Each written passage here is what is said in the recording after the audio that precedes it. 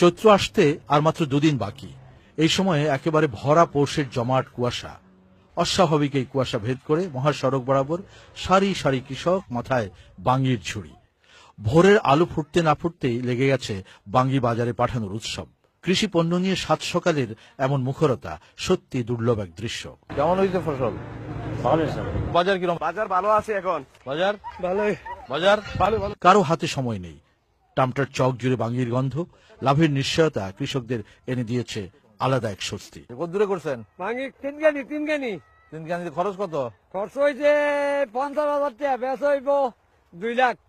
2 লাখ বেচে নেবেন? মাশাআল্লাহ। বিক্রি হলো কত? বিক্রি হলো 1,1200। 1200। আর তোমার? আর 2 পুজো আনছি 300 টাকা বেচছি। আর 2 পুজো আছে, আশা করি 300 টাকার মতন বেচতে পারবেন। শুধু কুমিল্লা নয়, বাঙ্গি আবাদে দেশের সবচেয়ে বড় ক্ষেত্র ইলিয়টগঞ্জের টামটার চক। বহু যুগের এই কৃষি পণ্য এখনো এখানকার কৃষকের কাছে যে কোনো ফসলের চেয়ে দামি। একানি ক্ষেত্রে মনে করেন খরচ যায় বেশি হইলে, অতিরিক্ত হইলে 15-16 হাজার টাকা। আর আমরা বেশি একানি ক্ষেত্রের মধ্যে কমপক্ষে নির্মস্থলে করে 30-35 হাজার টাকা। বাঙ্গিটা লাভ আমাদের। আমি এক কানি করছি, খরচ হইব 4,000 টাকা খরচ, আর 20,000 টাকা মতন বেচা হইব।